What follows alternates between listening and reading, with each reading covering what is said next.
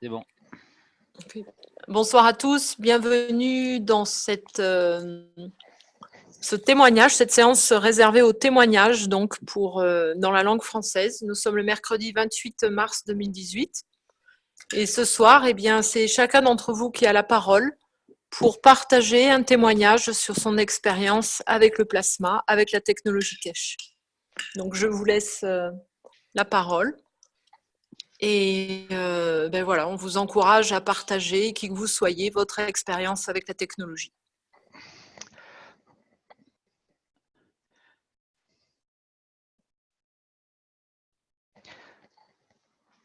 Pendant qu'on y est, je vais peut-être commencer, si vous voulez, je vais traîner. Est-ce que tout le monde me voit à l'image? Très bien, oui. Alors, je voudrais vous montrer une pomme qui m'a été gracieusement offerte par Frédéric il y a de ça 3 mois, je crois, Frédéric, quand tu m'avais envoyé une aide alimentaire. Mais c'était pas moi, c'était l'équipe, Ouais, on s'est cotisé. Oui, c'était il y a 3 mois, je crois. Ouais. Oui, il y a 3 mois. Eh bien, voilà la pomme. Une pomme qui est une pomme bio et qui date de 3 mois. Et on n'a pas ton partage d'écran, on voit mon affiche. Il faut que tu partages. Ah, pardon. Ah oui, c'est vrai. Ah, ça y est, c'est bon, c'est bon.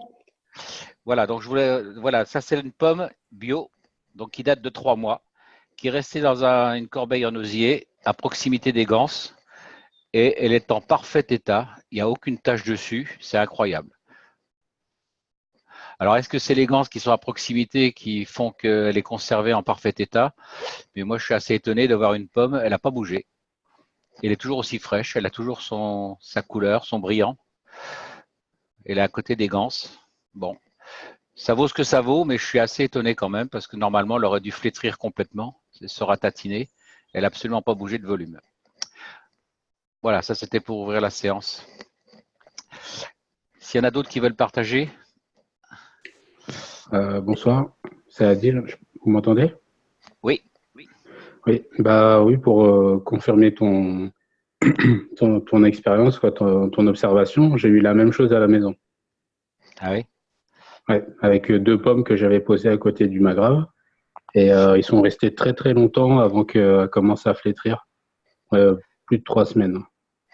Ouais, moi, ça fait 3 mois. Je suis assez. Alors, il y a un citron qui est à côté. Alors, je sais qu'en médecine chinoise, on utilise le mixage de certains produits. Par exemple, on met de l'hippocampe avec certaines plantes de façon à assurer la conservation. Donc, quand vous rentrez dans une pharmacie chinoise, que vous ouvrez les tiroirs, vous trouvez les plantes qui sont mélangées.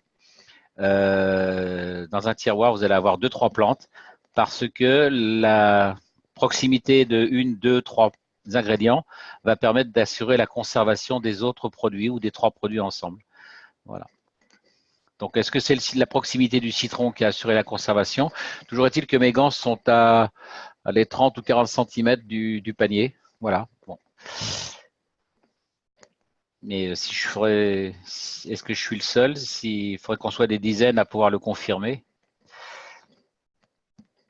C'est une expérience que j'ai faite tout à fait par inadvertance.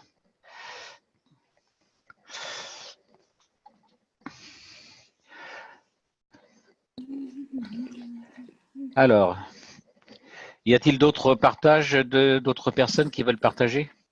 Il y a ma fille qui voulait vous dire quelque chose. Vas-y, Ambre, on t'écoute. Tu oses ou pas? T'es pas sérieux? Bon, d'accord. Allez, Ambre, vas-y, lance-toi. Je ma bouchée au moins. Voilà. Quand j'ai été malade, il y a une semaine, j'avais très mal au niveau des reins. J'ai gardé la ceinture 1 heure ou 2, j'avais plus rien après. Contente. Voilà, merci. Super.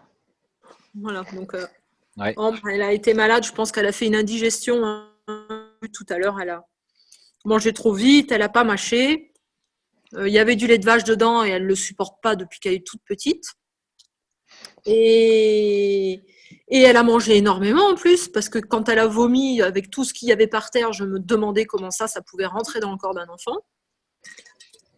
Et en plus, comme je vous disais, elle a fait tomber son goûter dans un magasin et puis elle l'a ramassé et elle l'a mangé. Bref, le soir, elle avait mal au ventre, elle pleurait, et puis elle avait mal au rein derrière et tout. Et je lui ai donc proposé de mettre la ceinture Kesh, donc celle qui est vendue par la fondation. Elle a mis sa ceinture et au bout d'une heure, elle avait plus mal. Voilà. Super.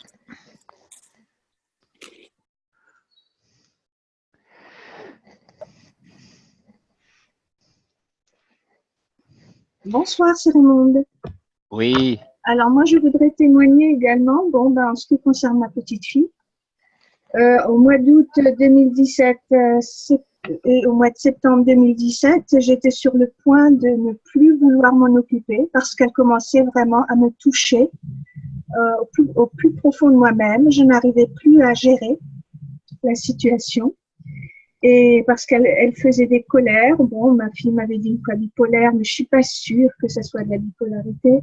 Mais en tout cas, elle avait tout le temps des colères. Et puis bon, c'est sur moi que ça arrivait, quoi. elle a quel âge? Maintenant, elle va avoir 10 ans cette année. D'accord. Mais Et bon, depuis qu'elle est petite, elle faisait des crises de colère. Et puis ça se voyait dans son regard. C'est comme si elle avait un changement de regard. Ouais. Je vais vous donner la recette. Je vais vous donner la Pardon? recette. Je vous donnerai la recette après. Vas-y, continue. Après, je lui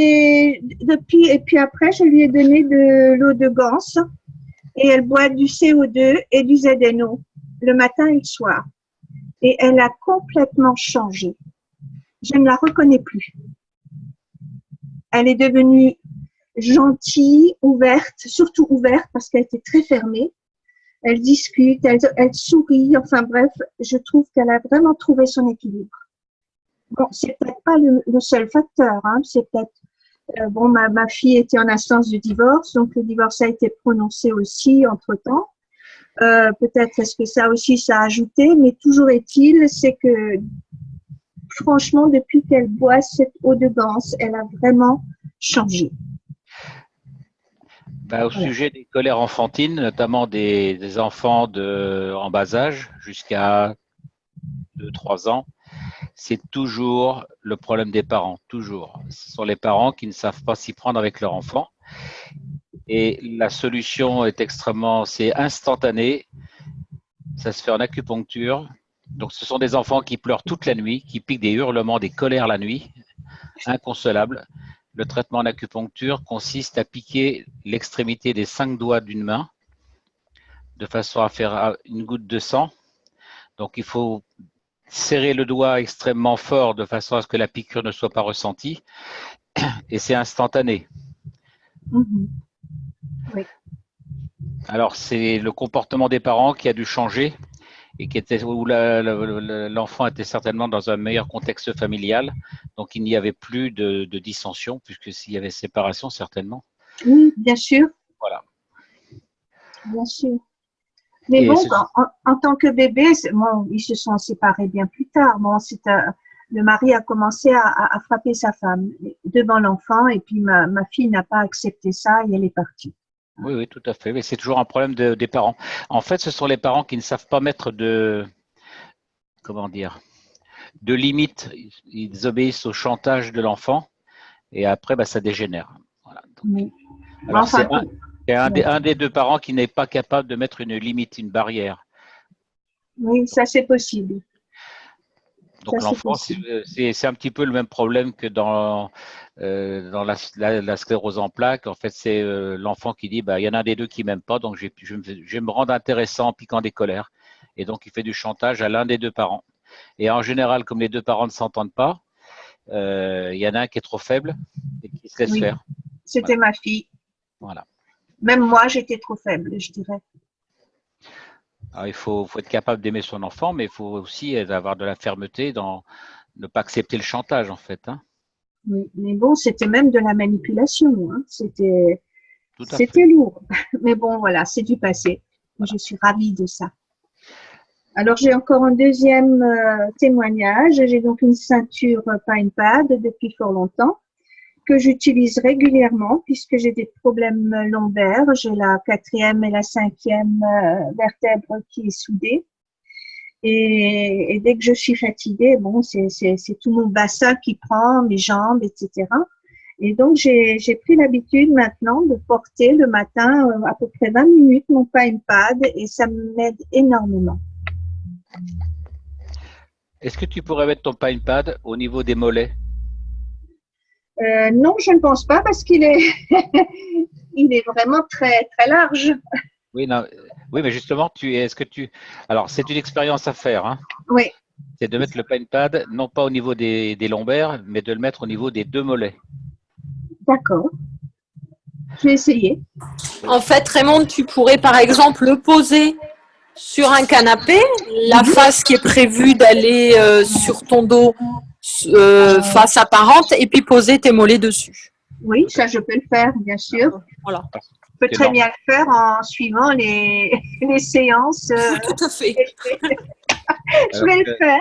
Parce que normalement, l'origine d'une lombalgie ou d'un lumbago se situe toujours dans les jambes Oui. ou dans les cervicales. Bon, j'ai aussi très mal dans les cervicales. Voilà. Il faut savoir essayer de se souvenir quelle est la douleur la plus ancienne depuis ta naissance qui est apparue. Est-ce que c'est une douleur cervicale ou est-ce que c'est une douleur de jambe ou Non, de jambes. de jambe? Alors, donc tu mets ton pad au niveau des jambes, comme l'a dit Frédéric. Oui, d'accord. Je le fais. C'est fait. Merci. Il faut faire les deux, hein. Lombaire, parce que la région lombaire est une région particulière, donc il faut faire les deux, les jambes et les lombaires. Si tu fais les jambes, tu devrais avoir un résultat plus durable. D'accord, très bien. Merci.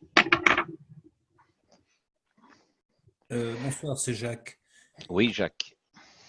Tu as fait allusion là, à la sclérose en plaques avec une part de chantage de l'enfant par rapport à ses parents. Oui.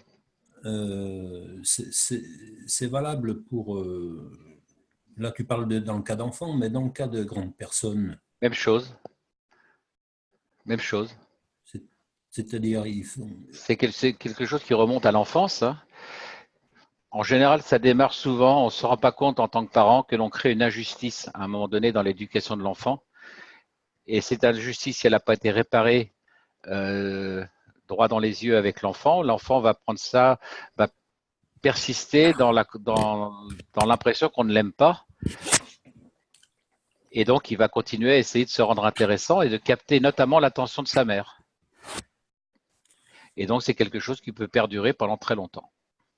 D'accord. D'accord. Et au point de vue soin, avec… Alors, le soin, justement, c'est la reconnaissance par la personne que cette personne n'a pas eu l'affection de sa mère, l'affection qu'elle attendait de sa mère. Peut-être que sa mère lui a donné l'affection, mais la personne peut avoir la sensation profonde qu'elle n'a pas été aimée, et donc elle cherche à se rendre, à capter l'attention. Alors, le mot chantage n'est peut-être pas le mot exact, hein, mais elle cherche à capter l'attention de son entourage, comme elle a pu capter l'attention de sa mère. Dans le cas auquel je fais allusion, là, ce serait plutôt l'inverse, ce serait plutôt une maman étouffante un peu, qui trouve que son fils est beau, est très beau, c'est le meilleur, c'est le plus grand, c'est le plus beau, c'est le plus fort. Oui, mais c'est parce que c'est un faux amour, si tu veux.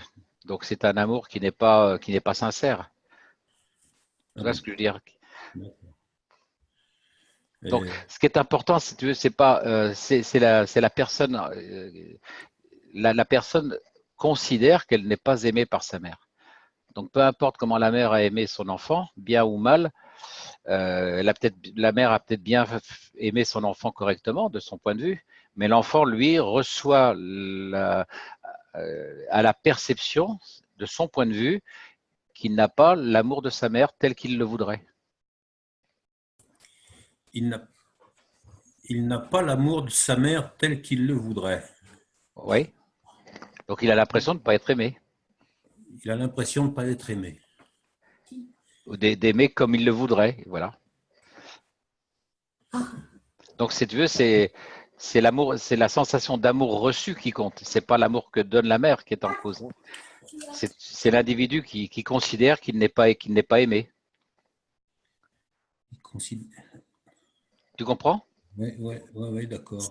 Ça te paraît contradictoire peut-être parce que la personne encense son enfant, donc tu as l'impression, toi, de l'extérieur, qu'elle l'aime plus que tout, Mais bien souvent, et ça arrive que les gens encensent. C'est une sorte de faire valoir. Mon enfant, il est ceci, mon enfant cela, mon enfant ci. Et puis à la maison, c'est t'as eu un 18, c'est pas suffisant, il y en a qui ont eu 20. Donc tu aurais dû avoir une meilleure note. Et tu vois ce que je veux dire? Du coup, voilà, ça peut amener peut-être chez l'enfant une sensation que c'est jamais suffisant, quoi qu'il fasse, de toute façon, ça va jamais. Voilà, ça me fait penser à ça quand en vous écoutant. Ce qu'on appelle, alors, oui, tu as raison, Frédéric. Il y a aussi ce qu'on appelle l'amour de la mère poule, hein, qui est en train de couver son enfant. En fait, l'enfant, il a rien demandé et la mère est en train de l'aimer. Elle est en train de l'embrasser toutes les 5 minutes alors que l'enfant n'a rien demandé. C'est pas de l'amour, c'est étouffant. Tu vois ce que je veux dire? L'enfant n'a pas été aimé dans un contexte de liberté. Donc l'enfant, il est dans une cage dorée, dans une prison. Donc il n'a pas l'amour qu'il devrait avoir, de son point de vue. Oui, d'accord. Mais Voilà. c'est vachement difficile à faire admettre à la maman, ça. Hein. C'est pas à la maman de changer, c'est à l'enfant. On peut l'aider avec des gants, hein. Oui, bien sûr. Toujours le ZNO. Hein. Toujours le ZNO. ZNO2 et CO2. Le ZNO à 80% et le CO2, il sera à 20%. Oui. Parce que le CO2, il agit comme agent de communication. C'est le transporteur. Oui. D'accord? Et le produit efficace en lui-même, c'est le ZNO2. En boisson, oui. En pulvérisation au niveau de la tête. Oui. Et en cas de sclérose en plaques, on peut faire si c'est essentiellement les membres inférieurs qui sont touchés. Donc on peut mettre la ceinture si vous avez la ceinture. Sinon, on peut mettre des patchs. Un patch de ZNO et un patch de CO2 au niveau des cuisses. Au niveau des cuisses. Ouais. En opposition, ZNO. Oui, toujours. En sandwich. En sandwich. Et vous rajoutez, alors, si vous le faites en patch au niveau des membres inférieurs, vous rajouterez du CuO et du CH3. Le CH3 va redonner de l'énergie. Ouais. Et le CuO2, je vous laisse deviner. Tiens, pourquoi on mettrait du CuO2 au niveau des membres inférieurs dans une sclérose en plaques? C'est une question de. C'est une bonne question. C'est une bonne question. C'est un purificateur. Pour connecter les sentiments avec? Non. Ça travaille sur le muscle? Oui. Les muscles. Rappelez-vous que le CuO2 est le constituant des muscles et qu'il agit comme agent de communication au niveau du système nerveux. Donc, chaque fois que vous avez un problème de jonction de plaque, la plaque neuromotrice, c'est l'endroit où arrive le nerf, un peu comme une patte doigt au niveau des fibres musculaires. Donc, on appelle ça la jonction neuromusculaire. Donc, vous allez agir, le CO2 va agir comme agent de transport vers le système neurologique. D'accord. Alors, donc, vous allez favoriser la conduction nerveuse, en fait. Hein. Ouais. Rappelez-vous que dans le système nerveux, il y a, alors ça, on n'en a jamais parlé, il y a le matériau en lui-même, le nerf. Et ensuite, il y a ce qu'on appelle l'énergie nerveuse. Et l'énergie nerveuse, ça, c'est quelque chose qu'on étudie en astrologie depuis très longtemps. On fait la distinction entre la matière du nerf en lui-même, la matière des hémisphères cérébraux, par exemple, mais on distingue l'énergie nerveuse. Donc, c'est ce que nous, on appelle l'énergie plasma. La conduction nerveuse se fait à la fois par la voie chimique, par la voie électrique, mais essentiellement par voie plasma. Et c'est là qu'intervient le CuO2. Donc, c'est pour ça que dans toutes les pathologies neuromusculaires, vous allez ajouter localement, au niveau des membres inférieurs notamment, vous allez rajouter du CO2. Donc, ZNO principalement, le CO2 bien sûr. vous rajoutez un petit peu de CuO et un petit peu de CH3. Dans les deux, dans le ZNO et le CO2. Oui, C'est vrai pour tout ce qui est dégénérescence. oui.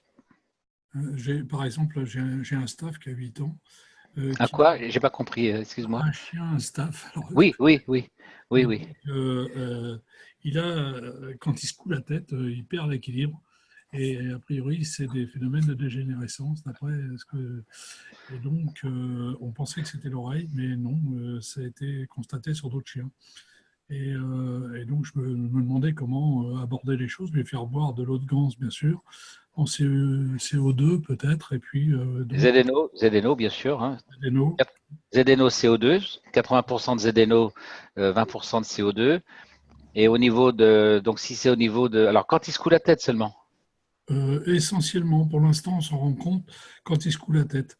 Mais pour d'autres cas qui ont été traités par le même vétérinaire, ça va beaucoup plus loin. Après, ils perdent complètement l'équilibre. Et d'après les examens qui ont été faits, d'autre part, c'est une dégénérescence quoi, Au niveau central, alors. Hein. au niveau central. Ouais. Donc, c'est ZNO, CO2 et ganse de magnésium. Ganse de magnésium. Oui. Tout ce qui est cérébral. Hein. Donc, si vous ajustez directement au niveau cérébral, vous rajoutez 10% de magnésium. Pourquoi le magnésium? On l'a vu ça dans un cours.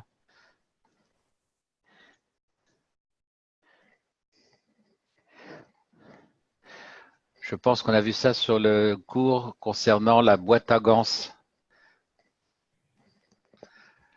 Rappelez-vous que le crâne, je peux avoir accès au dessin. Si je vais vous refaire un petit dessin, si je peux partager l'écran. Je partage l'écran un instant. Dans ce cas de mélange, déjà dans un premier temps, on évite le CH3 et les CuO2. Oui, pas sur le crâne. Hein. Parce que là, c'est pas ça, c'est en absorption ou c'est en application? En application. Attends, je fais le schéma. Donc là, vous avez la mâchoire. Là, vous avez le crâne. Voilà. Donc là, ici, vous avez la boîte crânienne.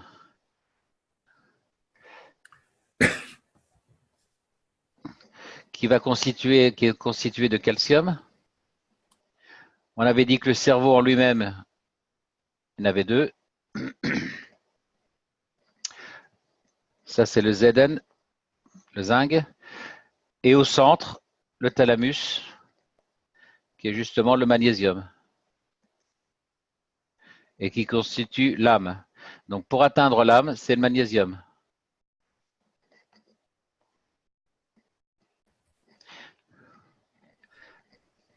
Donc, sur les problèmes de dégénérescence, il y a une autre façon de procéder.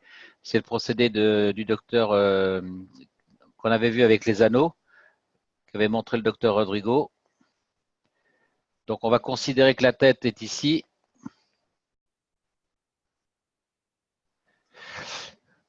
Donc, vous allez... pardon.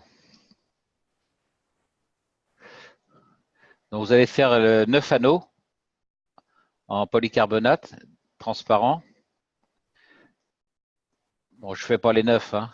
Et le dernier ici, qui sera au niveau des pieds.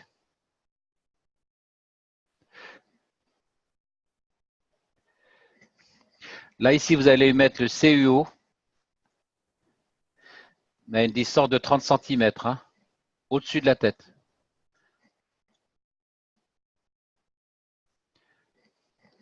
Donc ça, c'est si vous construisez, c'est relativement facile à construire. Hein. C'est pas aussi compliqué qu'avec le Magrave. Hein. Donc vous faites vos 3 anneaux transparents. Là, ici, vous remplissez de CuO2, c'est le CuO2, hein, celui qui est bleu turquoise. 30 cm au-dessus de la tête, hein, pas sur la tête, 30 cm au-dessus. Et ensuite, vous allez empiler tout cela. Ça sera du CO2 plus ZNO. ZNO2. Et le dernier, c'est du CH3. 20-80. Voilà. Donc là, ici, vous pouvez faire un gradient. Hein. Le docteur Rodrigo avait fait un gradient, je crois, de force. Mais si vous mettez simplement CO2 ZNO, vous ne ferez pas de bêtises. Hein. Voilà, donc rappelez-vous bien, le CUO, vous le mettez vraiment au-dessus, au sommet de la tête, de façon à avoir un gradient d'énergie vers le bas, le CH3 attirant l'énergie vers la Terre. Dans les scléroses en plaques, toutes les pathologies centrales, une autre façon de procéder, qui est déjà bien connue, hein, c'est de prendre une plaque de cuivre et de la relier à une prise de courant, pas une prise de courant, vous branchez à la Terre. Ça, c'est la prise murale. Ou alors de brancher, le câble, vous pouvez le brancher sur un radiateur. Un radiateur en fonte qui est branché sur le circuit d'eau. Au cuivre. Ouais. D'accord? Donc là, vous sous les pieds. Sous les pieds. Hein. Donc la personne, pendant qu'elle regarde la télé, par exemple, peut se mettre les pieds sur la plaque de cuivre. On peut également aussi faire dans le lit. Vous prenez un câble électrique que vous dénudez et puis vous le tressez au niveau du lit de façon à mettre la personne et pareil, vous le branchez à la terre. Vous branchez ici à la terre et vous faites une sorte de treillis au niveau mettez ça sur un drap ou dans un plastique et essayer de faire un treillis pour que la personne se décharge à la terre. Donc c'est un peu donc là, avec ça, on va refaire un peu le même principe qu'ici. Hein, on met la personne à la terre. Et le temps d'exposition dans les anneaux? Une bonne demi-heure, c'est bien. Donc la personne peut être debout ou assise.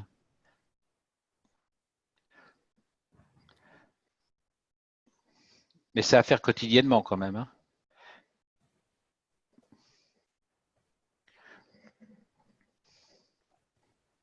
Ça va, j'ai répondu à vos questions? Merci, merci. Hein? Voilà, donc rappelez-vous, hein, tout ce qui est pathologie, neurologie centrale, ZNO, CO2 et magnésium. Hein.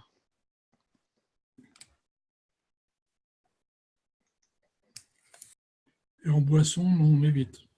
Et en boisson, pareil. Pareil. Magnésium, c'est une quantité relativement infime. Vous pouvez rajouter une goutte d'acide aminé de chaque.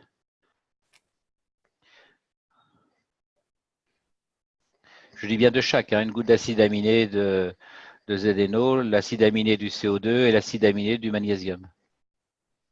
On a quelqu'un qui a levé la main, Jean-Jacques, et puis oui. Si on peut essayer, voilà, comme ce soir, c'est une séance témoignage. Exact, oui. De rester sur des témoignages, et puis parce que sinon, on aura très peu de témoignages, du coup, dans la séance témoignage. Tu as raison. Voilà. Vous avez, Jean-Jacques, tout pour vous le samedi à 20h pour tout ce qui est médical. Faut pas me laisser m'embarquer dans ma passion. Hein. Voilà. Merci. Tu as raison. Alors, j'ai vu qu'il y avait une main levée. Je crois que c'est Dani, mais je ne suis pas sûre parce qu'elle a disparu et je n'ai pas eu le temps de lire ou de voir de quoi il s'agissait.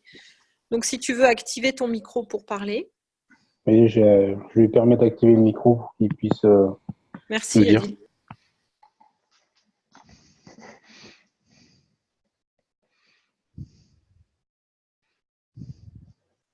Oui, vous m'entendez? Oui. Ah. Non, c'était juste donc pour savoir par rapport aux anneaux, c'est une constitution de gans pur? Non, d'eau plasma toujours. Hein. Donc que de l'eau de plasma? Toujours. D'accord, merci. Ah, alors, dans les anneaux, on peut rajouter un petit peu de gans matière. D'accord, je vous remercie. Mais bon, avec l'eau plasma, c'est largement suffisant.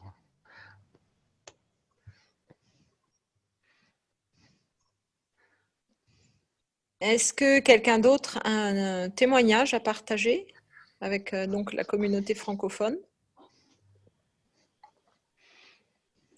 Bonsoir, c'est Catherine au téléphone, non. Oui, Catherine. Bonsoir, Catherine. Pour l'ostéoporose, qu'est-ce qu'on peut faire? Catherine, tu poseras la question samedi, s'il te plaît. Ok. Hein? Voilà. Merci. Le topic de ce soir, c'était les témoignages sur vos expériences avec le plasma, avec la technologie Cache. Ça peut être des expériences sur la santé, avec des stylos, avec des ceintures, avec des os de gants. Ça peut être les magraves, ça peut être… Voilà. C'est vraiment votre vécu. Bon, je vais enchaîner sur un témoignage personnel. Quelqu'un d'autre veut partager? Les brûlures d'estomac. Moi, j'ai mon mari qui a des brûlures d'estomac, ça lui monte jusque dans la gorge. Alors, je lui ai fait boire, moi, du CO2, du ZNO, et je lui ai giclé, je lui ai vaporisé sur l'estomac devant la même chose, dans le dos, la même chose, à la hauteur de l'estomac, et il n'a plus du tout de brûlure, il n'a absolument plus rien.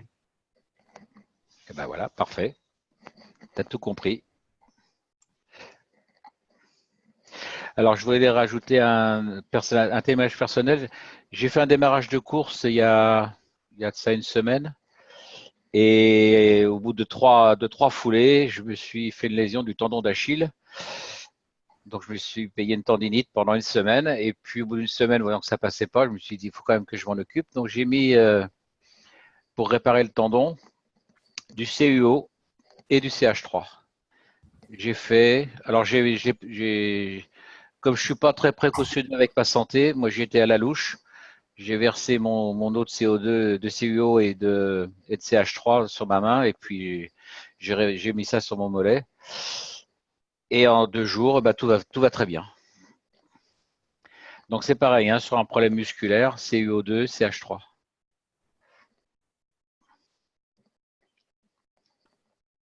Ok, merci Jean-Jacques. Moi, je peux témoigner sur des plantes actuellement. Bon, j'avais les abeilles et les plantes et les arbres. J'ai eu de bons retours avec de l'aloe vera en arrosant simplement de CO2 l'aloe vera. Et actuellement, je démarre toutes mes plantations par tremper les graines dans le CO2, ce qui semble bien réagir. J'ai essayé de distinguer un bac, mais à côté de l'autre, et en arrosant au CO2 2 bacs et un sans CO2. Mais celui que j'ai pas arrosé était, en fin de compte, entre les deux. Donc, j'ai eu à peu près le même résultat sur les 3 bacs. Voilà. Donc, ça, c'est pour ce qui est de… Et je dis ça parce que derrière, je suis aussi en train de lancer des expériences sur des bouturages d'arbustes, puisque je me suis lancé dans la greffe d'arbustes. Et donc, je trempe mes boutures dans le CO2 pour l'instant. Par contre, quand on fait une greffe, on a besoin de penser, on va dire, le bout de la greffe. En produit naturel, nous avons la cire d'abeille. Donc, pour moi, ce n'est pas un problème. Mais avec quoi je pourrais l'additionner pour garantir des maladies et de la fortification de la plante, on va dire. CUO. CUO. Oui, c'est la bouillie bordelaise. Uniquement CUO. Oui, CUO et CO2. Oui, vas-y. Le CUO, c'est vraiment quand il y a un commencement d'attaque fongique ou voilà, quand il y a quelque chose qui ne va pas. Parce que sinon, le cuivre pour une plante, bon, elles n'aiment pas trop quand même. Donc, c'est très bien, voilà, si vous avez une attaque de quelque chose, vous pouvez mettre du CO. Par contre, n'oubliez pas, ceux qui ont suivi la traduction que j'avais faite là, avec le CO2 et le CH3. On vaporise ou on met aux plantes du CO2 et du CH3. Pourquoi ? Parce que dans le CO2, on a donc notre carbone, notre oxygène. Dans le CH3, on a l'hydrogène. Et les plantes, avec ce mélange-là, vont capter l'azote disponible dans l'environnement. Ça nous fait donc l'azote en anglais, je vous rappelle, c'est le N, ce qui nous fait le CHON, le fameux acide aminé. Et c'est le départ de la vie. Donc ça, c'est le mélange qui est… voilà, qui était recommandé pour les plantes, dont j'ai eu connaissance. En vaporisation. Ou en trempage. Trempage ou vaporisation, oui. Les plantes, comme l'a dit Frédéric, font la conversion du CO2 en oxygène et inversement de l'oxygène en CO2. Et elles utilisent le CH3, puisque le CH3, c'est la base des sucres. Et avec l'oxygène, puisqu'on a 3 hydrogènes, pardon, donc c'est la base de la production d'énergie. C'est avec ça que la plante produit son énergie. D'accord? Donc c'est de même que nous, quand on boit des boissons sucrées, on produit de l'énergie. Alors, pour vous assurer, si vous voulez, un milieu stérile dans une greffe, vous mettez une goutte de CuO, si vous voulez. C'est comme dans tous les... c'est un désinfectant, une prévention, un désinfectant. Donc, vous ne mettez pas une bassine de CuO. Hein, vous mettez juste une goutte, simplement. Dans votre mélange, CO2 et CH3. Donc, je pourrais faire cire, CO2, une goutte de CuO, Oui. une goutte de CH3. Tout à fait. Mais le fait que tu mettes que tu fasses une glu avec la cire, c'est déjà une protection du milieu contre le milieu aérien. Donc, en soi-même, c'est déjà une protection. Donc, le CuO n'est pas forcément n'est pas utile. Mais si tu en mets, tu mets juste une goutte, ça suffit.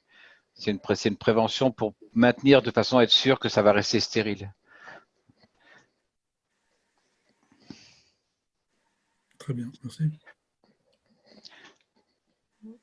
Effectivement, moi j'ai un petit spray à la maison de CH3 et de CO2 et j'ai un aloe vera. Alors les plantes grasses chez moi, je sais pas, voilà, on a des plasmas qui doivent pas être compatibles et elles ne résistent jamais. Or cet aloe vera, là, j'ai pris l'habitude de le vaporiser avec ce spray et il est magnifique. C'est la première fois, je suis très contente parce que c'est la première fois que je réussis un aloe vera. Et j'en ai eu 3 en même temps, en fait. Hein. Et les 2 autres ont crevé. Et puis là, je me suis décidée à faire ça. Et je suis assez contente du résultat. Alors, moi, j'ai fait la même chose sur des fraises des bois. Donc, si vous voyez la taille de feuille d'une feuille de fraise des bois, c'est pas très gros. Eh bien, les miennes ont pris, je les ai pulvérisées tous les jours quand je suis arrivé l'an dernier au mois de mars. Donc, j'ai dû commencer à pulvériser vers le mois d'avril. Donc, j'ai pulvérisé ça tous les jours avec mon mélange de CO2 et CH3. Et mes feuilles faisaient, allez, disons, 3 cm² au lieu de 1. J'avais des feuilles énormes. Et ça, nature, c'est-à-dire enfin, de l'eau de ganse directement.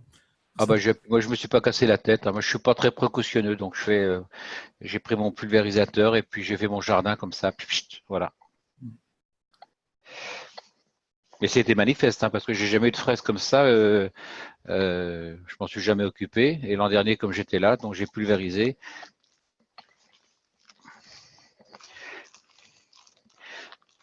J'avais comment ça s'appelle, pas des dahlias, des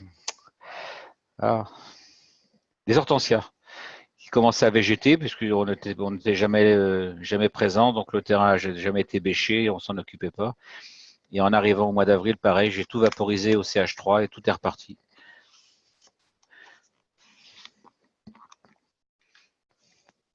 Donc manifestement en agriculture, ça marche très très bien.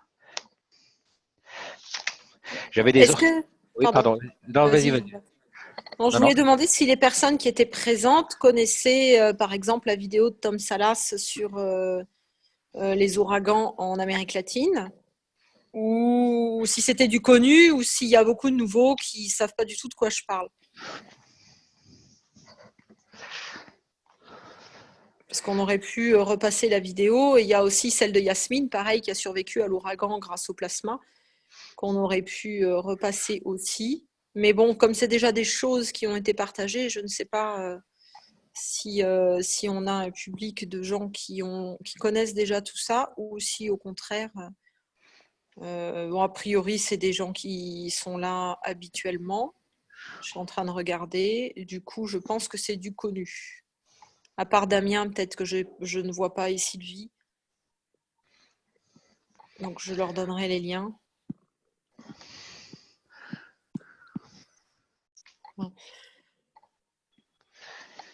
Sinon, j'ai partagé il y a quelques jours un témoignage de Justin Smith sur les yeux. Est-ce que vous voulez qu'on le lise? Ah oui, c'était pas mal. Ce serait bien de le relire, oui. D'accord. Je vais partager J'ai fait des screenshots. Donc Justin Smith, il est aux États-Unis, hein, c'est un copain. Et il est également étudiant à la Fondation. Et voilà ce qu'il a partagé il y a quelques jours. Je vois des couleurs que je n'avais jamais vues auparavant en utilisant des gouttes oculaires à plasma liquide de CO2. Tout d'abord, je tiens à souligner que j'ai une vision de 20/20 et que je n'ai jamais eu besoin de verre correcteur ou de lunettes, etc. Je n'ai pas vu le besoin de tester les gouttes oculaires sur moi tout de suite car je n'avais rien à réparer ou guérir dans ma vue. Je voulais simplement savoir ce que les autres pourraient attendre si je recommandais l'utilisation des gouttes pour les yeux à plasma liquide. Alors, comme d'habitude, il a décidé de tester les choses sur lui-même avant de donner son opinion et les résultats des tests. Alors, il était très content du résultat des tests et de l'avoir essayé et il va continuer à faire d'autres tests. Il ne savait pas à quoi s'attendre et il préférait laisser les résultats se présenter sans attente particulière.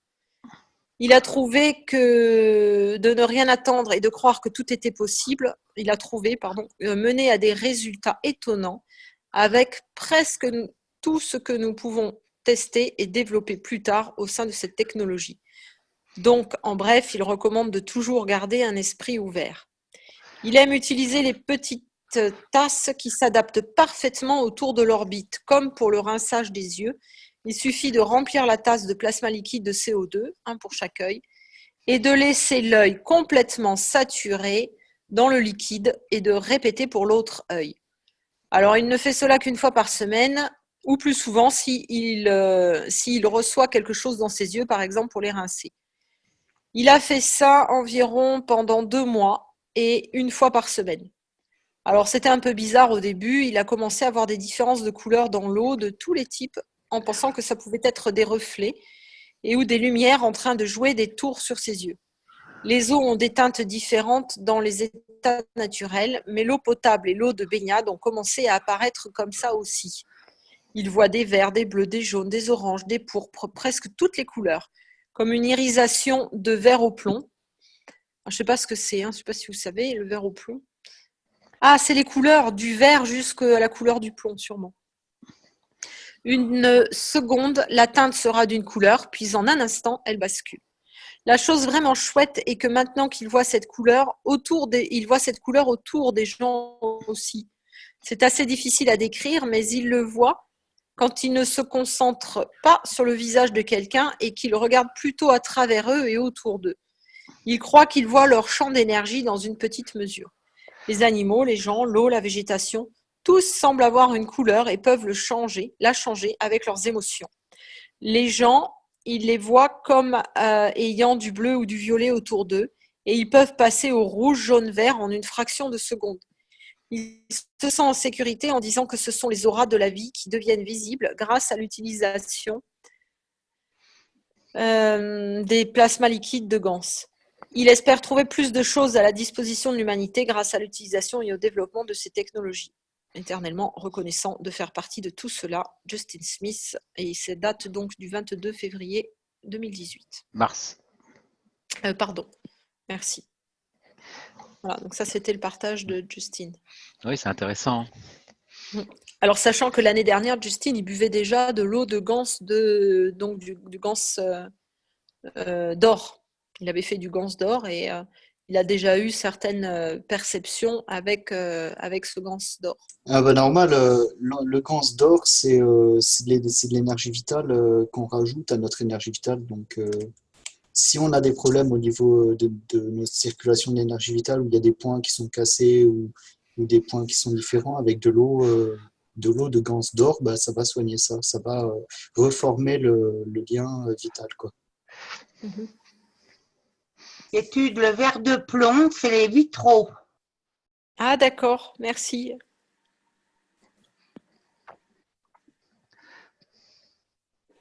Voilà, donc c'est la première fois qu'on a un témoignage en fait sur les yeux finalement, parce que beaucoup de personnes ont essayé le protocole qui a été donné par la Fondation avec, alors ça commence par 1 semaine de gouttes de CO2, après je crois qu'on ajoute, je ne l'ai pas en mémoire, mais voilà, toutes les semaines on ajoute quelque chose de différent.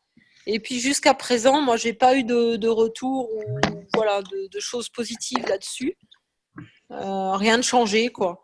Et du coup, c'est la première fois qu'on a un témoignage qui est positif, hein, parce que moi, j'appelle ça positif, sur l'utilisation d'eau de Gans dans les yeux. Je peux prendre la parole? Oui, bien sûr. C'est Anne.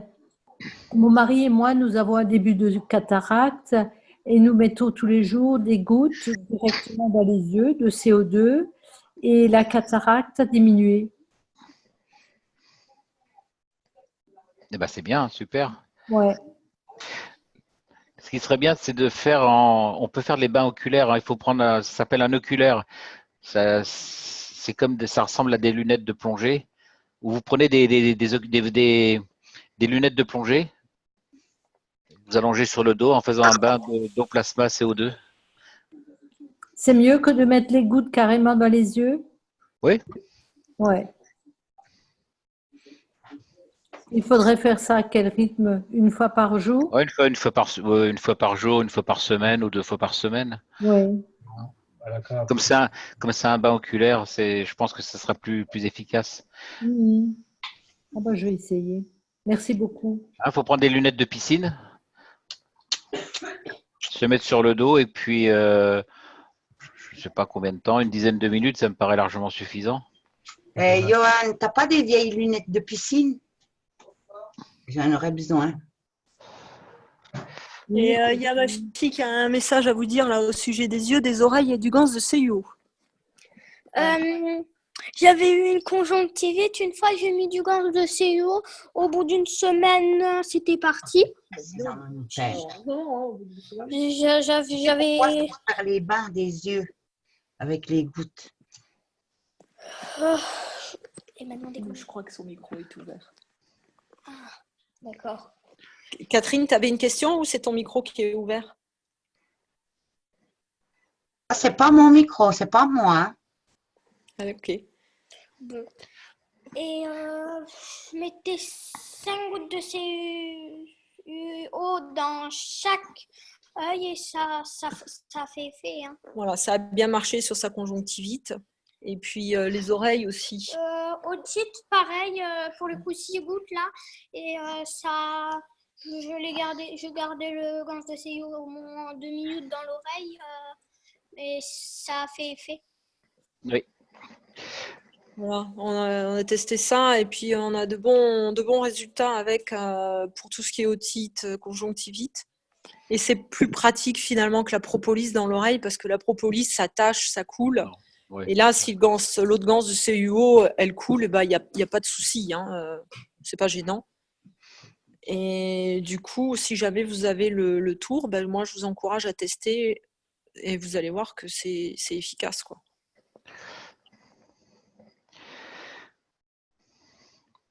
Il n'y a pas de raison que ce ne soit pas efficace. Hein. Jusqu'à présent, les enfants qui étaient traités pour des parasynthèses, qui faisaient des otites à répétition, j'utilisais les champs magnétiques de très basse fréquence dont je vous ai déjà parlé. Et donc, étant donné que le CUO, le CO2, vous mettez toujours du CO2 comme agent de communication, hein, n'oubliez pas. Mais donc les plasmas étant des champs, ça part à des champs magnétiques graves, donc il n'y a pas de raison que ce ne soit pas efficace.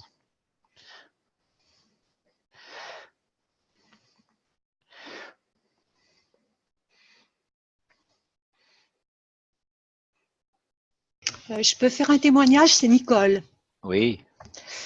Donc moi j'ai la ceinture aussi PenPad que j'utilise. Alors j'y pense surtout le matin au lever. Je me la garde 1 heure tous les matins.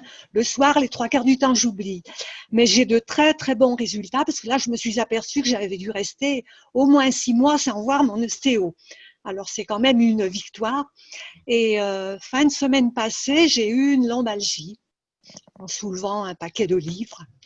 Et donc, je me suis soignée uniquement avec la ceinture et je me suis mis 2 patchs, alors des patchs assez grands, mais j'ai mis que du CO2 dans les patchs. Puis moi, c'est un petit peu fantaisiste aussi, alors j'en ai mis plus dans l'un que dans l'autre. J'ai dit, bon, ça doit faire la différence. Et alors, moi, je les garde sans arrêt quand je mets des patchs. Je les enlève que pour me laver.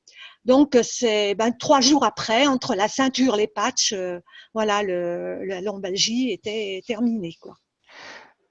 Alors, à propos de lombalgie, il y a deux types de lombalgie. Il y a la lombalgie qui fait mal quand on se penche en avant et la lombalgie qui fait mal quand on se penche en arrière. Donc, ce ne sont pas les mêmes muscles qui sont atteints. Ah, Donc, si vous vous penchez en avant et que vous n'avez pas mal en vous penchant en avant, que vous avez mal en vous relevant, c'est le muscle psoas qui se trouve à l'intérieur de l'abdomen qui est en cause. Donc, le mieux, c'est de mettre le patch sur l'abdomen ou la ceinture, vous la versez la ceinture, vous la mettez sur le ventre. Ah, ok. Donc, réécoutez bien, vous vous penchez en avant. Si vous n'avez pas de douleur, en vous penchant en avant, vous mettez la ceinture sur l'abdomen. Et par contre, si vous avez mal en vous penchant en avant, vous mettez la ceinture derrière. Puisque ce sont les muscles postérieurs qui sont en cause. Je vais vous refaire je vous ferai un dessin samedi prochain. On va rester dans les témoignages. Hein. Merci Jean-Jacques. Pour ceux qui seront au cours de samedi, rappelez-moi de noter la question. Hein. D'accord? Ok, ok. Je vais répondre à 2 questions du chat. Donc, on a Damien qui c'est sa première séance parmi nous, il découvre un petit peu. Donc, Lee, si tu veux bien lui donner tous les liens. T'es là, Lee? Ah, Lee est peut-être pas là, parce qu'elle a le cours espagnol en même temps, donc je sais pas où Non, est-ce non, qu'elle si, je suis là. D'accord. Tu dormais, Lee, ou quoi? J'étais en train de dire bonjour à quelqu'un qui T'étais au lit? T'étais au lit? J'ai bien sûr que à la maison pour les cours. C'était même pas prévu qu'il soit là. Voilà. Lee est notre spécialiste pour tout ce qui est lien, tout ça. Elle va te donner tout ça. Ouais, voilà. Et notamment, il voulait le lien, mais je ne sais plus de quoi. Attends. Je les mets tous et voilà. Oui. Voilà. J'ai dit que j'allais lui donner le lien, mais je ne me rappelle plus de quoi en fait. Eh ben, je mets tous les liens qui sont intéressants. Ok, merci. Et Damien, si tu veux me redire quel lien je t'ai proposé, je ne me rappelle plus. Ensuite, on a... ah oui, alors je vais vous expliquer alors, tout ce qui est GANS, plasma, O2 plasma, O2 GANS. Pour Monsieur Kesh, c'est du plasma, c'est tout la même chose. Nous, dans la communauté francophone, on s'est dit l'été dernier qu'on allait prendre une convention pour être plus clair et que les gens sachent de quoi on parle. Alors, la convention qu'on a décidé d'adopter, c'est-à-dire que dans une bouteille, vous avez au fond de la bouteille le GANS qui a sédimenté, donc ça, c'est la matière. On a dit ça, on va l'appeler le GANS. L'eau qui flotte au-dessus du GANS, on va l'appeler l'eau de GANS, puisqu'elle flotte au-dessus. Maintenant, si on prend un peu de cette eau, qu'on la met dans une bouteille à côté, bon, ça reste de l'eau de GANS, mais si on vient et qu'on ajoute de l'eau par-dessus et qu'on remplit notre bouteille, on va appeler ça de l'eau de plasma ou du plasma liquide, parce que c'est une eau qui a été obtenue à partir de l'eau de GANS. Et puis, si on vide la bouteille presque en entier, on garde un tiers de la bouteille et qu'on rajoute de l'eau de plasma, ben on continue de l'eau. On va continuer à appeler ça de l'eau de plasma. Donc, on fait vraiment la différence, si vous voulez, dans la communauté francophone, entre le GANS, l'eau de GANS et l'eau de plasma. Alors, l'eau de GANS et l'eau de plasma, c'est les mêmes propriétés, c'est la même chose. Hein. Par contre, sachez qu'on ne travaille jamais avec le GANS pur, donc la matière. On ne l'ingère pas déjà parce que c'est des nanoparticules. Et ça, on le met, voilà, on le garde, c'est la mer en fait. C'est comme quand vous faites du vinaigre, vous avez une mer. Quand vous faites un kéfir, vous avez des grains de kéfir. Ça, vous y mangez pas, vous le buvez pas, vous le gardez dans votre bouteille et ça vous sert pour produire. Donc ça, c'était la... Voilà, je voulais être bien clair hein, parce que là, on va beaucoup parler ce soir. En suivant ton explication, l'eau de GANS, en fin de compte, c'est l'eau salée. Ah non, tu l'as rincé. Non, oui. Quand tu produis du GANS, tu rinces tout le temps ton GANS. Oui, bien sûr. Donc ça s'appelle l'eau de rinçage. L'eau qui est salée, c'est l'eau de rinçage. Donc l'eau de rinçage, tu peux faire un bain de pied avec, tu peux la mettre dans ton bain, tu peux laver ton sol avec, dans ta serpillière. Voilà, tu peux faire, en n'oubliant pas que c'est de l'eau salée, donc tu ne vas pas la verser sur les plantes parce que les plantes ne vont pas aimer le sel. Mais si on mélange les GANS, si on mélange ces eaux de rinçage, là, on peut l'utiliser comme ça. Moi, les eaux de rinçage, j'avais une piscine, je mettais tout dans la piscine. D'accord. Ça salait la piscine, c'était pas grave, et je mettais tout dans la piscine. Tu peux toutes les mélanger et puis tu peux, je te dis, passer la serpillière avec. Tu peux, voilà, un bain de pied, un bain, peu importe. C'est salé. Ne pas oublier que c'est salé. Moi, je les utilise au jardin, puisqu'après, je les dilue dans l'arrosoir de 10 litres. Ben, je mets de l'eau, mes eaux de rinçage, quoi. Je mets un peu, puis voilà. J'utilise au jardin. Mais pour arroser les plantes à ce moment-là. Oui. Comme on met de l'eau de l'autre eau, c'est peut-être à peine salé, donc un tout petit peu, les plantes, elles se portent bien. Hein. Ok.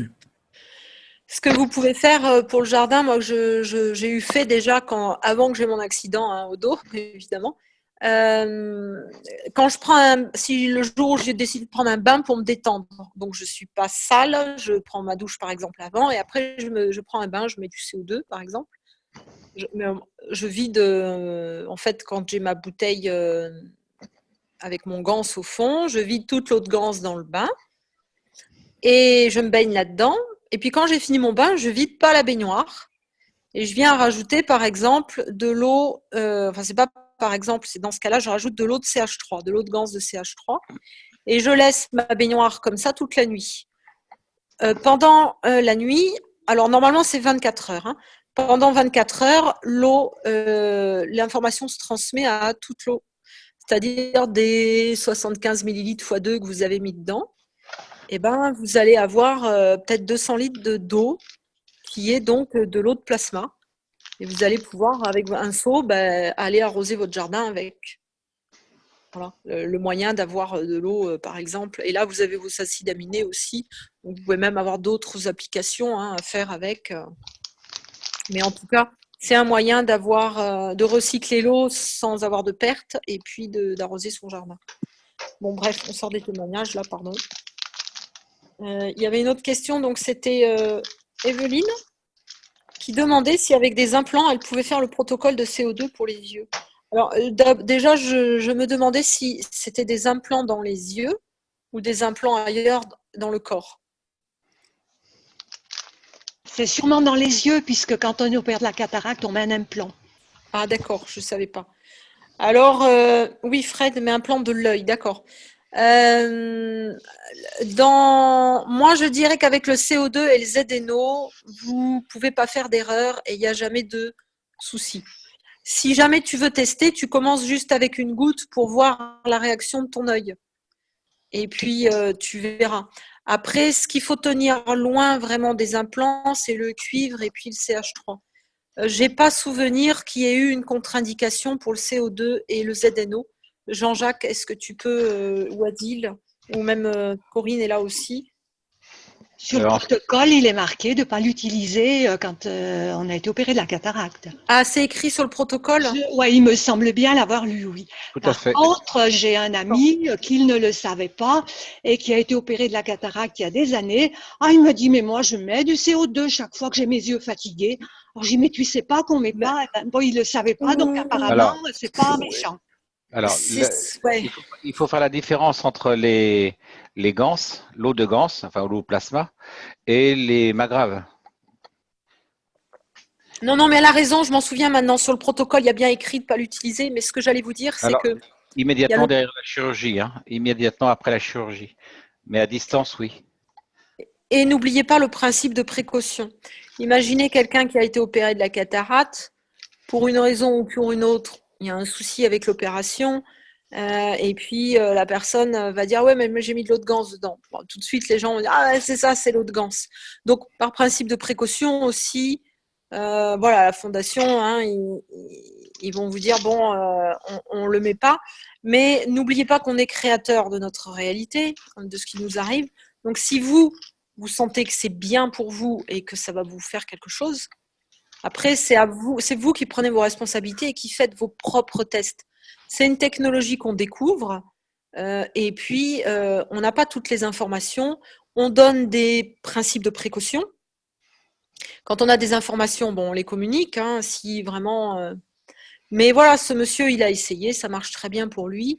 Après, vous faites comme vous le sentez, c'est ça qui est important. Et puis, vous pouvez faire des tests avec des toutes petites quantités, des quantités infimes pour voir. Déjà, peut-être pas forcément commencer dans l'œil, mais peut-être mettre simplement un patch dessus que tu gardes 5 minutes.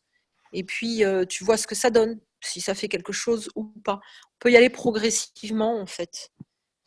Après, voilà, maintenant, il y a écrit dans le protocole de ne pas en mettre, donc vous prenez vos responsabilités si vous le faites. Et c'est vrai, Jean-Jacques, je m'en souviens, effectivement. Oui, oui, tout à fait. Mais aux abords de l'opération, vous ne mettez, voilà, il est recommandé de ne pas en mettre. Pour la raison, c'est que vous ne pouvez pas vous substituer à l'intervention du chirurgien. C'est une question de responsabilité. Est-ce que ça sera votre responsabilité ou celle du chirurgien, vous voyez? Donc, c'est dans cette optique-là. Donc, vous laissez la responsabilité au chirurgien de faire son opération, d'attendre le résultat de son opération. Par contre, à distance, vous pouvez utiliser du CO2, puisque ce qu'on appelle un implant, c'est un gel, hein. Donc, c'est pas un constituant métallique.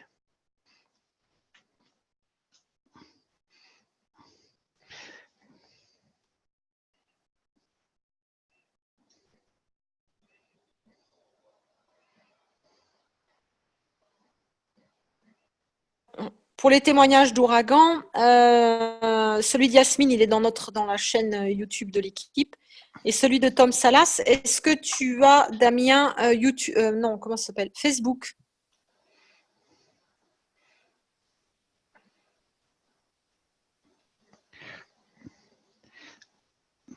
Damien? Oui, j'ai Facebook.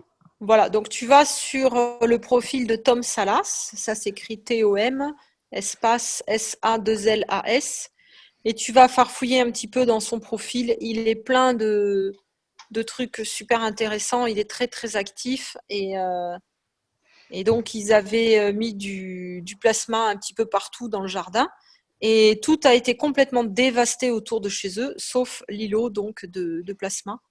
Il est resté intact. Et c'est devenu le refuge après de tous les animaux de la région qui sont venus se nourrir dans le jardin, etc. Puisque c'est le seul endroit où il restait des feuilles et des plantes. Et, super, je te remercie. Ouais, je t'en prie. J'ai pas gardé la vidéo. Peut-être. Non, mais pas de souci, je vais trouver. Maëlys, si tu es là, ils avaient fait un PDF dessus justement pour la présenter. On pourrait peut-être le retrouver. Il doit être dans les fichiers du groupe Cache French Foundation pour la langue française. Je vais chercher pendant que la séance continue.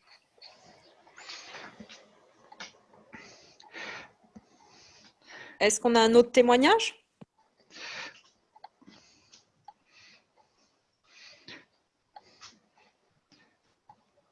Est-ce que vous avez des témoignages avec l'utilisation du stylo, par exemple? Je sais que j'ai appliqué le stylo sur ma tendinite aussi, j'ai oublié de dire tout à l'heure. J'avais appliqué le stylo, le CuO2 en eau plasma, mais j'avais aussi appliqué la pointe du stylo et ça m'a provoqué une piqûre extrêmement aiguë avec la pointe du stylo, alors que j'appuyais pas du tout. Donc en fait, mon protocole, c'était l'utilisation conjointe du stylo et du CuO-CH3. J'avais oublié de préciser.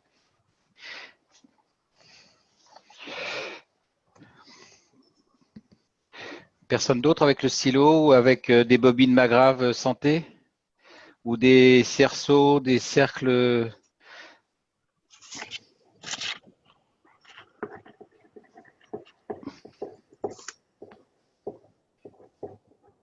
Ou pas forcément dans le domaine de la santé, hein, dans d'autres domaines éventuellement.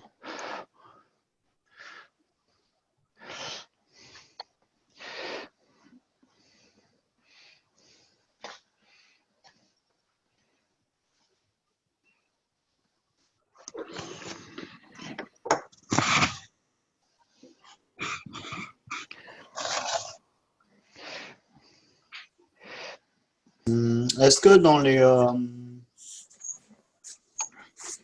Oui. Attends. Donc, est-ce que dans les témoignages, ça rentre en compte l'utilisation de son corps pour l'utilisation de ces énergies, ces plasmas. Les témoignages justement avec les autres êtres qui sont en 5e dimension et autres, quoi. Est-ce que ça rentre dans la partie témoignage? Ça peut, puisque normalement, étant donné que le corps est un magrave à lui tout seul, le but ultime, c'est de pouvoir se passer des gants, c'est d'utiliser simplement notre corps et notre état émotionnel pour transmettre de l'énergie, modifier éventuellement notre corps. Ok. Mais du coup, ouais, j'ai eu des super bons résultats avec plusieurs personnes et différents êtres multidimensionnels avec qui j'ai partagé des choses pour acquérir la capacité d'interagir avec ces champs, quoi, avec les champs de nos corps et avec les êtres aussi multidimensionnels. Et c'était très très joyeux, quoi, avec l'amour, avec l'amour inconditionnel, la lumière d'amour inconditionnel et les sentiments, la paix. Et j'ai rencontré des êtres comme ça qui n'avaient pas de physicalité 3D dans l'espace et le temps où je suis, mais qui avaient une présence du coup dans les autres dimensions dans mon appartement. Et du coup, je lui ai posé des questions pour savoir comment il était. Donc j'étais connecté avec la lumière, enfin, j'étais connecté par le biais de la lumière d'amour inconditionnel la plus pure. Et j'essayais d'être au niveau de mon raisonnement, c'était ça. Et avec les sentiments, avec le sentiment de paix. Et du coup, j'ai déterminé sa taille, la taille du champ sur lequel j'étais connecté avec lui. Du coup, j'ai pu déterminer sa taille, environ 2,50 m. Et son envergure aussi, donc 1 mètre et 1 mètre, donc environ, enfin 1 mètre, un peu moins environ 1,50 m d'envergure. Enfin, d'envergure dans un cercle et une sorte de pylône de lumière, quoi, sauf que c'est un être multidimensionnel comme nous, sauf que là, dans l'espace et le temps, il n'avait pas sa physicalité, il était là, mais il était aussi connecté avec la lumière d'amour inconditionnel et de paix. Et j'ai beaucoup apprécié sa présence et voilà, ça me donne plein de bonnes idées pour la suite, quoi. Tout à fait. Là, ça c'est un bon témoignage parce qu'en fait, le but ultime, c'est ça. Hein. Moi, je peux parler de plein de choses comme ça parce que voilà, Après, c'est difficile. Je sais pas qui est capable d'entendre ça et tout ça, quoi, tu vois. Normalement, ici, on est capable de l'entendre. Après, Ouais. c'est difficile à transmettre parce que tant qu'on ne l'a pas vécu, c'est pas transmissible. Voilà, c'est pour ça. Hein, c'est pour ça que M. Kesh a du mal de nous communiquer tout ça parce que c'est impalpable. Donc, c'est comment dire, ça ne regarde que toi, ça ne regarde que moi, ça ne regarde que nous individuellement. C'est ça. Voilà. Hein. Et comme c'était un témoignage, voilà, vu que c'est témoignage, voilà, je sais pas, je témoigne ça, quoi. Alors évidemment, tu vas parler de ça dans le Figaro, on va te regarder avec des yeux. C'est clair. Hein, mais moi, voilà. je cherche pas là. Non, mais c'est pour dire, juste pour dire. Ici, c'est recevable.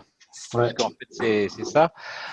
Donc c'est bien parce que ça nous encourage justement à travailler dans cette voie-là, à travers les cours de méditation pour se recentrer en pleine conscience. Tous ceux qui sont des soignants, enfin des guérisseurs, hein, ceux qui sont ostéopathes, ceux qui sont magnétiseurs, qui travaillent déjà Voilà. avec l'état de conscience, l'état de comment dire l'état de pure observation, j'appelle ça. Hein. Ouais. Voilà, il faut être dans une conscience où la pensée n'intervient pas. Faut être voilà. Juste un point qui observe et sans attendre quoi que ce soit. Et à ce moment-là, on perçoit. Alors, chacun va percevoir en fonction de ses… Comment dire ? Soit par la vue, soit avec de la chaleur, soit avec des traitements, soit avec une répulsion magnétique ou d'autres. Il y a d'autres phénomènes sûrement.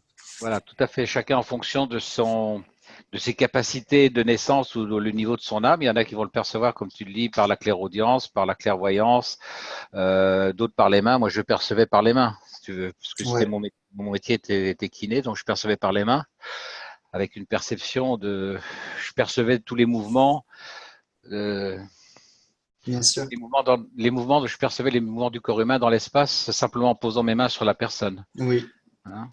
Quelqu'un que j'ai le souvenir très précis de gens qui ont fait des chutes de ski et je percevais exactement le mouvement du corps au moment de la chute de ski.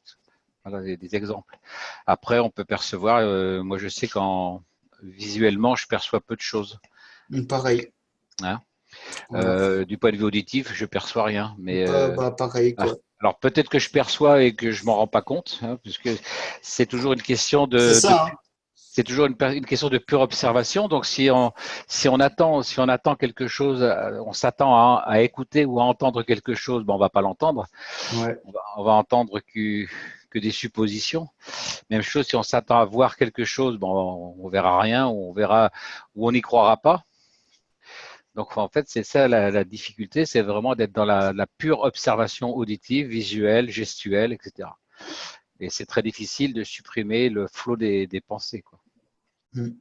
Et ce que je voulais souligner aussi avec ce témoignage, ça regroupe aussi l'énergie de groupe, le fait qu'on soit tous des soleils à notre place dans un certain espace et temps sur la Terre ou autre part.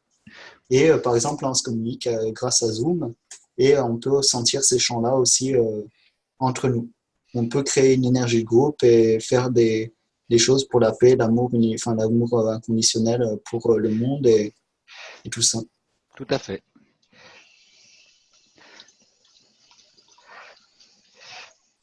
Est-ce qu'il y a d'autres partages du même type?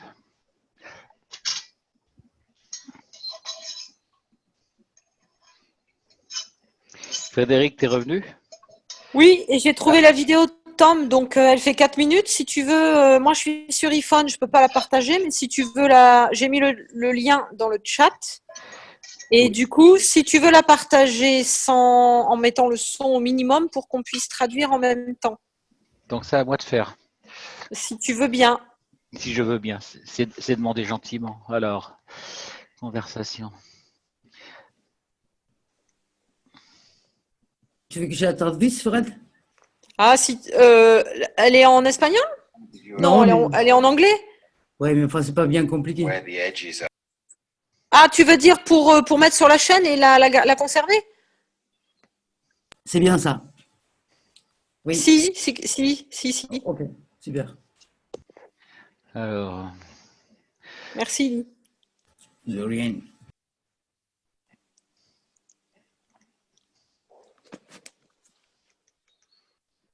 Et celle de Yasmine, elle est dans notre... Ah oui, je l'ai dit déjà, c'est bon.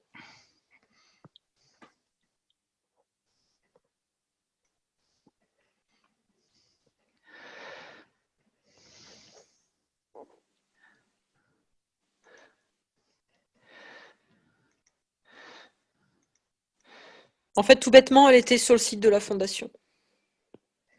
La vidéo. Alors.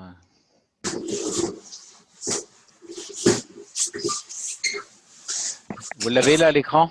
Oui, c'est bon, merci. Donc c'est le dôme de plasma Tom Salas, República Dominicana, et c'est l'ouragan Maria en 2017. Donc là, on voit le jardin après le passage de l'ouragan. Voilà. Alors, est-ce que l'utilisation du plasma dans notre maison et notre jardin nous a aidé à créer une sorte de dôme protecteur? J'ai pas pu lire la suite. S'il y a du texte, tu pourras mettre sur pause, Gigi, s'il te plaît, la prochaine fois. Oui. Merci. Donc là, il est en train de faire le parcours de tout son terrain, dans la périphérie de son terrain. Et là, il arrive à la limite de son terrain. Donc environ son terrain fait un cercle à environ de 300 mètres de...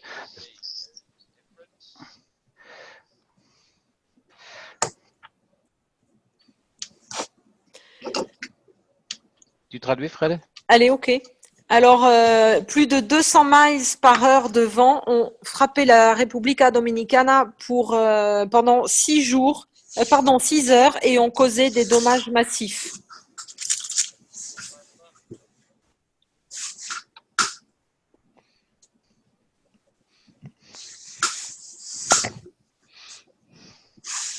Après l'ouragan Maria, il n'y avait pas une seule feuille restante sur les arbres.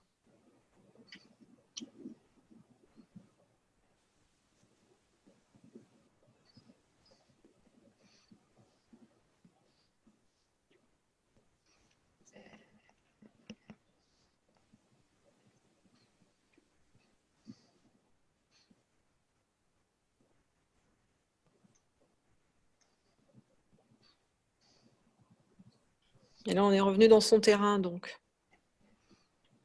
avec la petite maison de sa maman.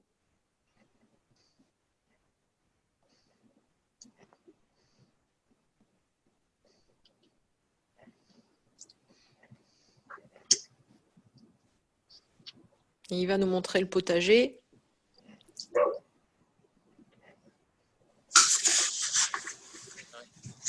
Alors, il y avait, de mémoire, parce que là, je n'ai pas la bande audio, mais il y avait les épinards, il nous montre des ananas. Il a un jardin luxuriant, c'est incroyable. Et il explique qu'il y a donc du plasma partout, de toute façon. Ils font tout au plasma. Hein. Ils ont peint les murs, ils lavent le linge avec, et il y a des pots de plasma dans le jardin, donc de plasma liquide un peu partout. Et il montre les limites en fait de son terrain, et que ça a fait un petit peu comme une oasis au milieu.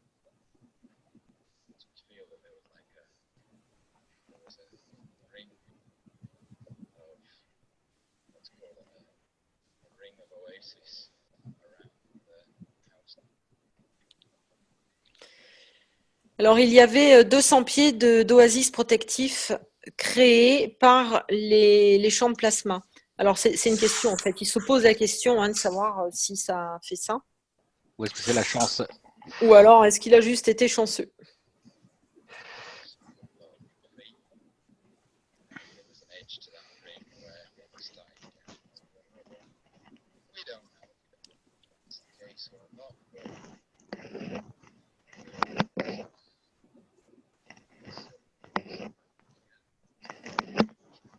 Et par la suite, il a repassé une deuxième vidéo que j'avais beaucoup aimée parce qu'il y avait donc des oiseaux.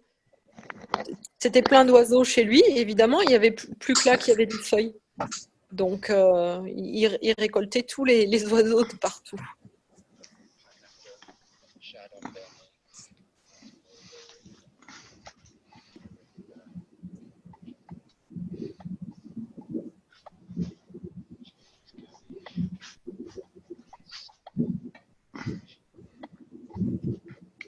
Donc, c'est une vidéo qui est passée quasiment dans tous les enseignements ces derniers temps. Alors, regardons juste cette donnée intéressante et voyons si d'autres personnes ont constaté la même chose.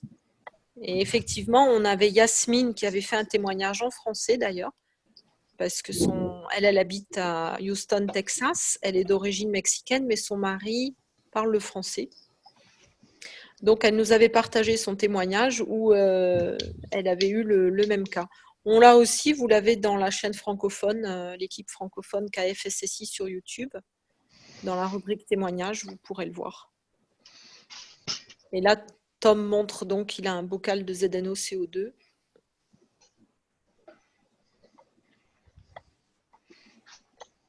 On voit les ananas.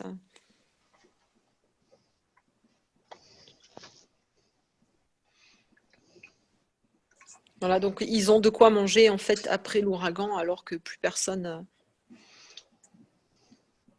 n'a de nourriture.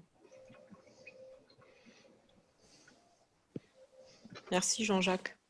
De rien.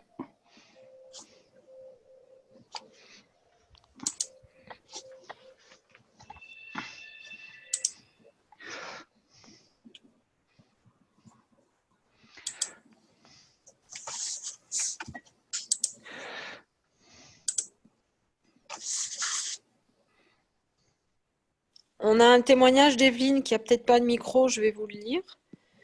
Donc, elle explique qu'elle se sert du stylo souvent sur la réflexologie, sur le doigt, et que c'est super pour les inflammations, mais si le nerf n'est pas à sa place, malheureusement, il faut la main de l'homme pour remettre, mais de très bons résultats. Et alors, en tout cas, pour les nerfs, je ne sais pas trop, mais pour les vertèbres, parfois on a mal au dos. Alors on dit que la vertèbre est déplacée, c'est parce qu'on a le muscle qui est super contracté, super tendu, comme il est fixé à la vertèbre, il vient, il tire dessus. Et donc, en faisant un soin au stylo et en enlevant la douleur, ça peut relâcher le muscle. Alors, je ne sais pas, Jean-Jacques, si ça peut faire la même chose pour un nerf. Non, le nerf n'est jamais déplacé non plus. C'est toujours un problème musculaire.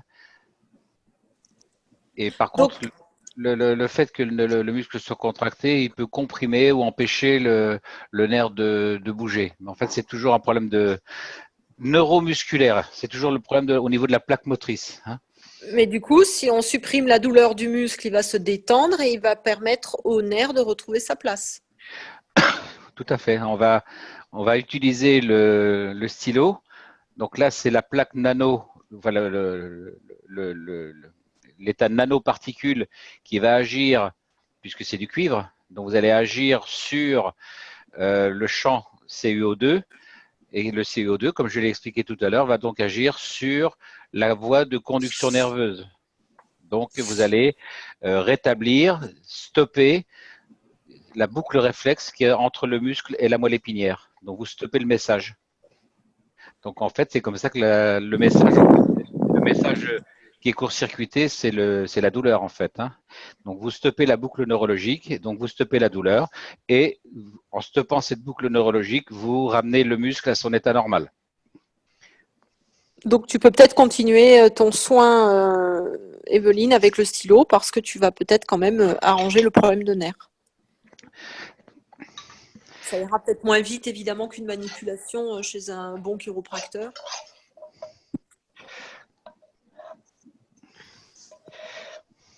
Voilà. Alors oui. Oui, reposez la question le samedi prochain. Voilà des bonnes questions à poser le samedi prochain pendant le cours de médecine. À 20h, le cours de médecine sur le même numéro de salle. Notez bien la question parce que moi, je ne vais pas forcément la noter. Donc, notez la question, vous la reposerez et je vous donnerai des précisions à ce moment-là. Hein. C'est une question intéressante sur le plan technique et compréhension, justement. Et on a beaucoup parlé de santé ce soir, mais est-ce qu'on a des témoignages magraves maintenant? Est-ce qu'il y a des gens qui veulent témoigner un petit peu avec leur magrave? J'ai posé la question tout à l'heure, mais… Ah, pardon. Non, mais tu as bien fait de remettre sur le tapis.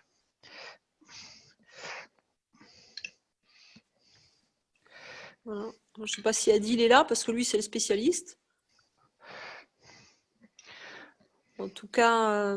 Alors, moi, j'ai mon magrave qui est en double bobine. Alors, c'est pas un témoignage qui peut être fiable, mais pour une personne, je consomme, à raison de 12 mois de consommation, j'ai dû consommer 60 € par mois.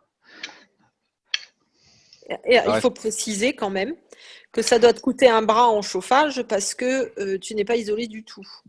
Alors, le chauffage, pour ce qui est du chauffage, j'ai 2 radiateurs de 1500 watts, ce sont des Warness en céramique qui marchent en permanence, puisque il n'y a pas d'isolation, donc ils marchent en permanence jour et nuit.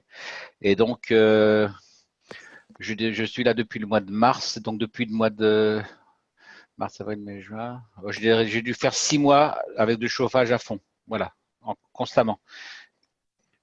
Et donc, ça me donne une répartition sur l'année de 60 € par mois, ce qui me paraît tout à fait raisonnable, puisque la maison précédente où j'habitais, on consommait 150 € avec un chauffage géothermique par intermittence. Donc, je m'attendais à payer un gouffre financier en chauffage. Finalement, ça me paraît tout à fait correct. Voilà. Mais j'ai pas de mesure de référence au départ, donc j'ai pas. Mais à vue de nez, ça me paraît vraiment tout à fait raisonnable.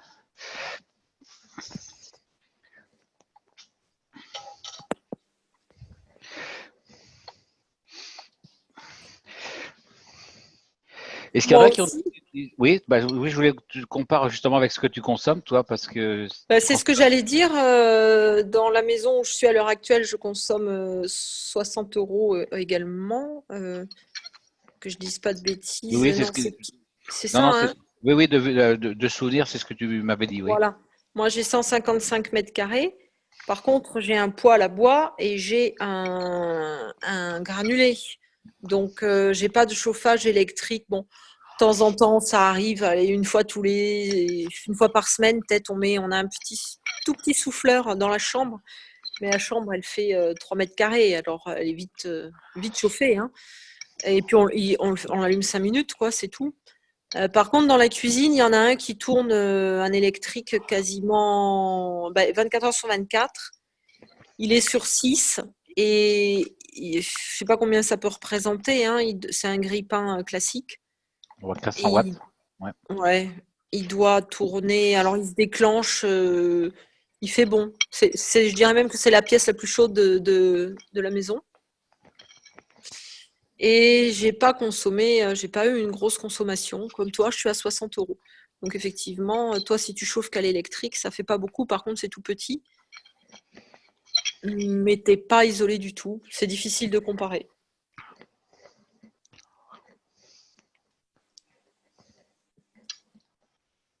Et dans mon ancienne maison, alors là, super isolé par contre, je faisais 106 €, entre 106 et 130 € par mois. Avec 2 magraves. Et ce qui est intéressant, c'est que quand je suis partie, quand j'ai emmené mes 2 magraves, donc j'ai quitté cette maison, elle a été louée pendant 4 mois. Et la note d'électricité, elle n'a pas bougé. Ça a consommé autant que quand il y avait du monde dedans pour l'habiter toute l'année. Alors, je ne sais pas comment, soit les personnes qui ont logé dedans, je ne sais pas, ils ont mis des clims tout l'été, je ne sais pas ce qu'ils ont pu faire, ils ont laissé le radiateur tourner dans la salle de bain, je ne comprends pas. Qu'est-ce qui a pu provoquer ça? Est-ce que c'est le fait d'avoir retiré les magraves ou peut-être le changement des émotions dans la maison? C'est-à-dire que nous, on essayait toujours d'être dans la joie, l'amour, des sentiments positifs. Est-ce que les personnes qui sont arrivées derrière avaient d'autres émotions et du coup, elles ont agi différemment sur le nanocotage qui est probablement présent dans les fils électriques de la maison?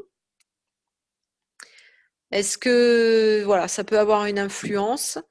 Est-ce que, comme l'a dit Monsieur Kech dans la dernière conférence, on va en reparler jeudi. Ah non, du coup, peut-être dans 15 jours, on en reparlera. Mais il a expliqué qu'il y avait dans nos compteurs électriques récents, modernes, il y avait des genres de pastilles, je ne sais pas comment l'appeler, je ne me rappelle plus de ce qu'il a dit exactement, le terme qu'il a utilisé en tout cas. Et ces genres de pastilles étaient prévus donc par la société de production d'énergie pour augmenter votre consommation si elle chute. C'est-à-dire que si vous avez une consommation qui est en baisse, eh ben, c'est prévu par les compteurs donc, d'EDF, d'Enelgi, donc comment on dit, Enedis, pardon. Ils vont augmenter votre consommation pour s'aligner à peu près à ce que vous aviez l'année dernière, même si ça baisse. Et il a expliqué que c'était le même principe dans les moteurs de voitures récentes, là où il y avait de l'électronique. Si ce dispositif se rend compte que vous consommez moins, pof, ils augmentent votre consommation de carburant pour que vous restiez toujours à peu près stable. Et que vous continuiez à consommer, donc, puisque c'est leur gagne-pain. Alors, est-ce que ça peut jouer, puisque c'était une maison récente, super bien isolée, compteur, alors c'était pas Linky, mais c'était un compteur récent. Est-ce que ça peut expliquer? Là, franchement, je ne sais pas dire. En tout cas, je consomme moins dans la maison où je suis ici, qui fait 157,5 mètres carrés, que dans l'ancienne maison qui était toute neuve, toute récente, avec un plancher chauffant, une super isolation au top, un chauffe-eau thermodynamique. Et je consomme 2 fois moins ici. Voilà.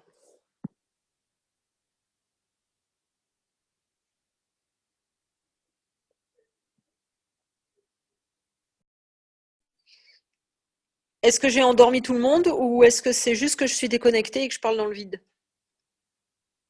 Ouais, on est là. Ah ok. Merci. On est béat d'admiration. Oui, là, tu es en train de te moquer de moi.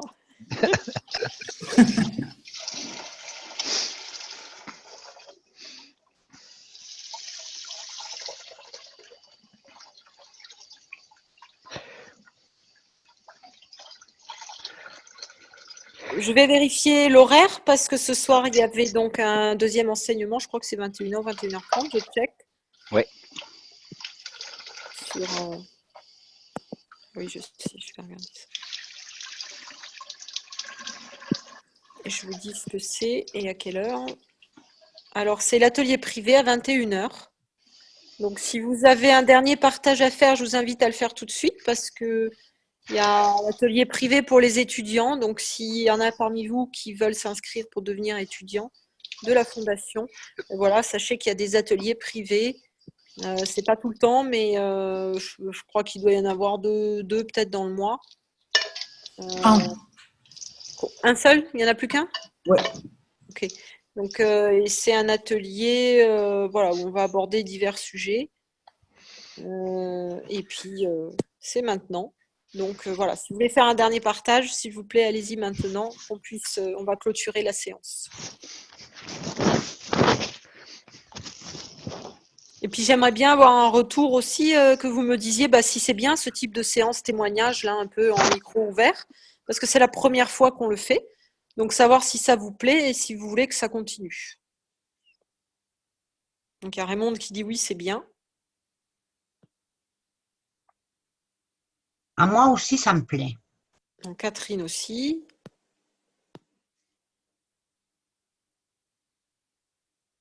Moi aussi, mais j'aimerais bien que les autres disent.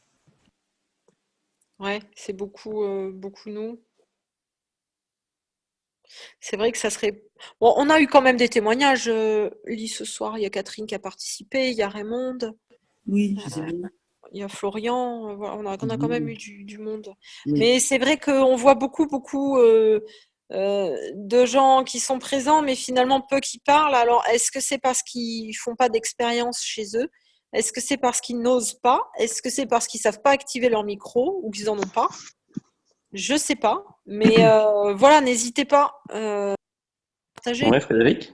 Oui, oui. Oui, ben voilà, justement. Donc là, j'ai activé mon micro, donc c'est Damien. D'accord. Ben là, c'est une première pour moi. Donc voilà, je suis très content. Parce que voilà, je suis aussi... ben voilà, moi, je suis en Belgique, et donc c'est vrai que la situation en Belgique est un peu compliquée. Donc voilà, le fait de pouvoir avoir accès, de pouvoir converser avec des personnes voilà, qui... Bien, bonsoir à tous. Merci de votre écoute. Voilà. Bonsoir à tous. Partage. Merci. Merci. Merci à tous. Bonne soirée. Et à demain soir pour tout le monde, à 19h30, donc pour les nouvelles de la Fondation. Bonsoir à tous.